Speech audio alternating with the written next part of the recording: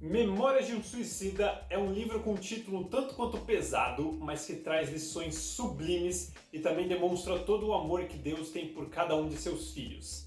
Então, hoje no episódio 5 de 99 livros, iremos comentar um pouquinho sobre ele. E como vocês se lembram, pessoal, no episódio 4, nós fizemos uma resenha aqui de Paulo e Estevão, que é um livro espírita. E neste vídeo também faremos a resenha de um outro livro espírita. Então, se você nunca ouviu falar sobre o espiritismo, não tem a menor ideia do que seja, recomendo que dê uma olhadinha na resenha aqui de Paulo e Estevão, pois no início do vídeo nós falamos rapidamente, sobre como funciona o intercâmbio entre o plano material e o plano espiritual. Intercâmbio este que nos permite receber essas obras maravilhosas aqui. Então, tendo isso em mente, bora falar aqui sobre Memórias de um Suicida, que foi publicado originalmente em 1958, psicografado aqui, trazido para nós pela médium Ivone Pereira e escrito por ninguém mais e ninguém menos que Camilo Castelo Branco, que, para quem não tá ligado, foi um escritor que viveu no século XIX muito famoso, é famoso até hoje, que, se você não tá lembrando dele de nome, certamente conhece essa obra dele aqui, que chama Amor de Perdição. Então, isso aqui é uma das obras mais famosas dele. E este livro aqui, ele escreveu depois de desencarnado, contando o que acontece com ele depois de sua morte, que no caso se deu por um suicídio. Mas antes de falar da história do livro em si, talvez esteja surgindo uma dúvida, porque aqui na introdução do livro, a Ivone Pereira, ela disse que preferiu ocultar o nome do autor, mesmo ele preferindo revelar sua identidade. E no caso, o nome que ela utilizou, eu vou ler aqui para não falar errado, ela utilizou o nome de Camilo Cândido Botelho, que seria quem escreveu esse livro. Então, se ela disse que foi Camilo Cândido Botelho, como é que a gente sabe que foi Camilo Castelo Branco? Por dois motivos. O primeiro são as iniciais, Camilo Cândido Botelho é CCB. E Camilo Castelo Branco também é CCB. Então aí você já tem uma dica, que ela ocultou o nome, mas ainda deixou umas referências. Mas até então poderia ser uma mera coincidência, Então por isso que a gente parte para o segundo fato, que como é descrito aqui, o autor, ele morreu do mesmo jeito que morreu o Camilo Castelo Branco. Que no caso, o escritor, ele acabou contraindo sífilis durante a sua vida, e essa sífilis fez com que ele ficasse cego. E aí ele acabou não aguentando essa situação, essa circunstância, e aí atirou em sua própria cabeça, morrendo dessa forma. Que no caso é exatamente como é descrito aqui. Então fica bem claro que de fato foi Camilo Castelo Branco que escreveu esse livro, trazido pela Ivone Pereira. Então beleza, explicado isso, agora vamos para a história, O que esse livro aqui conta? No caso, ele começa contando a chegada de Camilo no plano espiritual. Porque para quem não conhece o espiritismo, basicamente quando a gente desencarna, ou seja, quando a gente morre e sai do corpo físico, do corpo carnal, nós vamos para onde a gente está sintonizado, Então não existe uma receita de bolo que fale exatamente, você vai para esse lugar, vai para esse, para aquele, mas existe mais ou menos o que acontece em geral. E como eu disse, a gente é atraído para as coisas que nós gostamos, para as coisas que nós fazemos.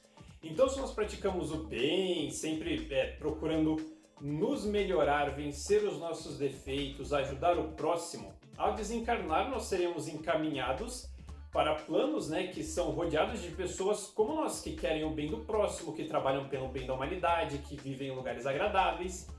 Já se a gente fez coisa ruim, não se preocupou em ajudar ninguém, pior ainda, se preocupa em prejudicar os outros, aí quando a gente desencarna nós seremos atraídos para outras pessoas que também procuram prejudicar os outros. E com isso a situação não fica muito legal, E aqui no caso dele a situação ficou pior ainda porque ele não morreu de nenhuma causa natural, ele morreu de suicídio. Ou seja, a sintonia que ele estava, a vibração mental dele, estava uma coisa tão bagunçada que ele se atraiu para outros espíritos que também tinham se suicidado. E desse jeito ele acabou sendo levado para uma coisa que ele chama de Vale Tenebroso, que seria uma espécie de literalmente vale, diversas montanhas, diversas cavernas, onde ficam reunidas as almas de diversas pessoas que se mataram. E lá é um lugar realmente nada agradável, porque além dele ter todo o sofrimento dele, ele viu o sofrimento das outras pessoas. Pois no caso, né, eu falei, ele se matou com um tiro, então o tempo inteiro ficava escorrendo um filete de sangue da cabeça dele e ele ainda estava meio enxergando e meio não enxergando, né, por causa do ferimento. E não era sangue de verdade, né, porque o sangue é uma coisa material, mas era uma criação mental dele devido ao estado de desequilíbrio que ele estava. E no caso, tudo que a gente pensa, a gente cria ao nosso redor, né? Essa é uma coisa que seria chamada forma-pensamento. Então, quando a gente pensa em alguma coisa, essa coisa meio que surge ao nosso redor, mas se é um pensamento rápido, por exemplo, a gente pensou uma maçã, surge, né, a imagem de uma maçã, essa forma-pensamento, e depois vai embora. Mas se a gente ficar pensando e repensando num pensamento realmente obsessivo sobre alguma coisa, a gente literalmente, é como se a gente fixasse a imagem daquilo em torno da gente. Eu estou explicando isso de forma pensamento para explicar o que ele comenta aqui, porque como no instante que a pessoa se mata, ela fica num estado de desequilíbrio tão grande, principalmente para achar que a vida acaba com aquilo, né? Mas não acaba. Então ela fica num estado de desequilíbrio tão grande que ela fica vendo e revendo o momento de sua morte. E como ela fica vendo e revendo, ela fica pensando naquilo constantemente. E como ela pensa naquilo constantemente, ela cria uma imagem, né, uma forma de pensamento em torno dela do momento em que ela se matou. E desse jeito, por exemplo, pessoas que se mataram enforcadas estão no Vale Tenebroso com Camilo, elas criam uma imagem em torno delas sendo enforcadas. Ou pessoas que se mataram se afogando, elas criam literalmente uma imagem como se tivesse um mar em torno delas, elas ficam o tempo inteiro tentando se salvar, mexendo os braços. Então, como ele estava na mesma sintonia dessas pessoas, do mesmo jeito que as outras pessoas viam como ele tinha morrido, ele ficava vendo como as outras pessoas tinham morrido. Então é uma coisa bem pesada aí, mas é só esse início aqui que é pesado, depois o livro fica bem bonito. Mas basicamente ele conta, né, da sua chegada no Vale Tenebroso, conta que ficou anos lá em sofrimento com outras pessoas, até que chega uma caravana que vira e mexe passa por lá, né? Uma caravana toda luminosa, cheia de pessoas, que de vez em quando passa por lá, resgata algumas pessoas e depois vai embora.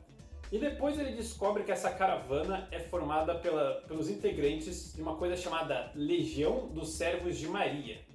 Que no caso essa legião é chefiada por Maria, mãe de Jesus, que com todo o seu amor de mãe protege, acolhe e abençoa todas as pessoas que acabaram se matando. Então ela vai lá, né? Ela tem toda a legião de pessoas que também amam todo mundo, né? São espíritos evoluidíssimos.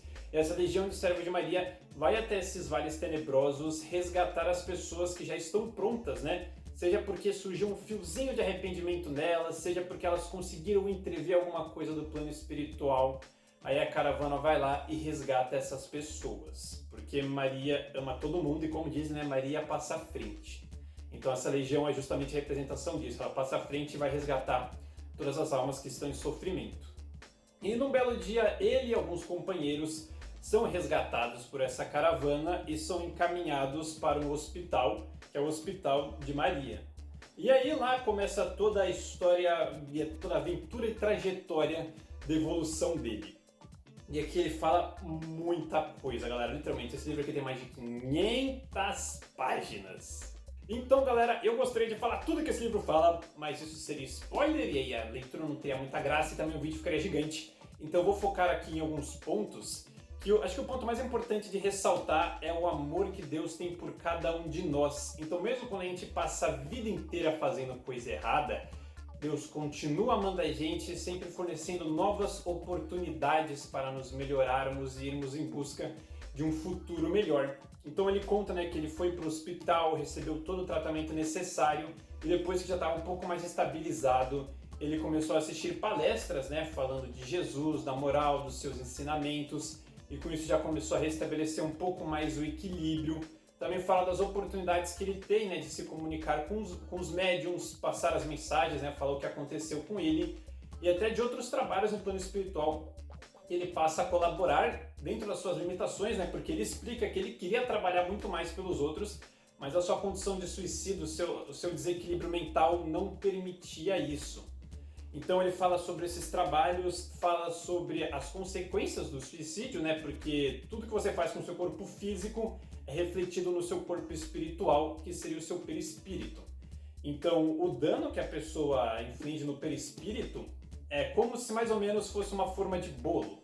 Então quando o seu corpo vai ser formado, né, o seu corpo físico, ele pega a forma do seu perispírito. Só que se, por exemplo, você se cortou, né, cortou sua cabeça fora, o seu perispírito, e isso acontece muito com, por exemplo, pessoas que se jogam na frente de trilhos, né, em cima dos trilhos, para ser atingida por algum veículo. O corpo da pessoa fica mutilado e o perispírito dela também fica mutilado. Então, como o perispírito está todo deformado, é possível, muito possível, que numa próxima encarnação o corpo da pessoa também venha toda mutilado. E tipo, não é maldade de Deus nem nada, é apenas uma consequência do que ela fez ao seu perispírito. Mas é claro que tem todos os atenuantes e o plano espiritual está lá sempre para organizar a reencarnação de um jeito que a pessoa consiga se reerguer, consiga vencer, né, o que ela não conseguiu superar na vida anterior, porque às vezes a pessoa ela se mata para fugir de um problema, só que como a vida não acaba, na hora que ela reencarna, ela tem que enfrentar aquele problema de novo, mas agora com os agravantes, né, de ter ferido o seu corpo espiritual. Então fala sobre todo esse planejamento, porque Deus não nos dá uma cruz mais pesada do que a que podemos carregar. Então o plano espiritual não vai tacar 1 milhão de coisas na tua vida para você se reerguer de todas elas. Não, eles vão falar, ó, você está nessas condições, então nessa vida você vai aguentar isso, isso e isso e acabou. Na próxima vida você tenta corrigir essas outras coisas. Então mostra toda a bondade de Deus nesse quesito, que Deus é 100% amor, 100% justiça e 100% bondade, galera. Então esse aqui é o ponto que eu mais queria falar. Eu anotei alguns outros pontos aqui, galera, que esse daqui também é muito importante falar, que é o poder da oração. Que às vezes a gente age como se a oração fosse uma coisa decorada, você vai lá, faz um Pai Nosso e pronto, acabou. Mas não, o momento de oração é um momento que você se conecta com Deus. Então a oração é extremamente poderosa, tanto quanto é para você, quanto é para os outros. Então você está precisando de força, está precisando de alegria, tudo, você faz uma oração, você recebe essas forças, você recebe todo o amparo do plano espiritual. E também quando você ora, por exemplo, pelas pessoas que se mataram, elas recebem forças e toda a energia necessária para continuar seguindo em frente. Porque essas orações, elas veem que outras pessoas se importam com elas, elas ficam felizes com isso e são literalmente recarregadas para continuar seguindo em frente. Então também mostra o poder da oração, galera, que é extremamente importante. E uma outra coisa muito legal é que o livro deixa claro que a gente tem dificuldade na vida, não tem como negar isso, mas com um pouco de persistência, com um pouco de boa vontade, principalmente com fé, a gente consegue superar os nossos problemas, pois como Maria disse a Chico Xavier, tudo passa e isso também vai passar. Então se você está passando por qualquer problema aí na sua vida, saiba que esse momento é passageiro, já já ele acaba.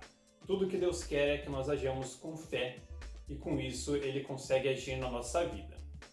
Então, se você tiver com qualquer problema, procura ajuda, e é desde a ajuda de um amigo, de um familiar para conversar, até uma ajuda profissional, vai no médico, no psicólogo, no psiquiatra, o que for preciso, porque a vida é sagrada e você é muito importante, não somente para as pessoas ao seu redor, mas também para Deus. Então, galera, tendo contado aqui sobre o que é esse livro, vamos agora para as informações técnicas. No caso, eu li nessa versão aqui publicada pela FEB, que é a Federação Espírita Brasileira. É uma edição menorzinha, igual a minha do Paulo e Estevão. Ela tem aqui, eu disse, mais de 500 páginas, ela tem 568 páginas. Para quem quiser ver o tamanho da letra, eu vou abrir aqui. Ó, é uma letra bem pequenininha, a página é branca. Mas se você quiser, né, ler uma outra versão, porque essa versão aqui foi publicada em 2003. Então, assim como aqui o Paulo e Estevão, que também, né, eu li nessa versão menorzinha, o Memórias de um Suicida também tem uma versão maior. No caso, eu não tenho essa versão maior aqui do Paulo e Estevão. Mas se você quiser, você encontra ela até com bastante facilidade. Acho que o único problema é o preço, que o preço cheio dessa nova versão é de R$ 75,00. É bem caro, então eu recomendo aí que você procure, talvez, se não tiver condições, num sebo ou no centro. Vira e mexe nos centros espíritas, tem uma banquinha, né, que vende livro usado procura lá que vale bastante a pena. Como eu disse, no início pode parecer uma leitura um pouco pesada, mas passado no primeiro capítulo, é muita coisa linda, você realmente se emociona. Eu chorei diversas vezes lendo esse livro, então tem muito ensinamento aqui, muita coisa importante. Então eu recomendo demais a leitura. Então muito obrigado a todos vocês que acompanharam o vídeo, galera, e fiquem com Deus.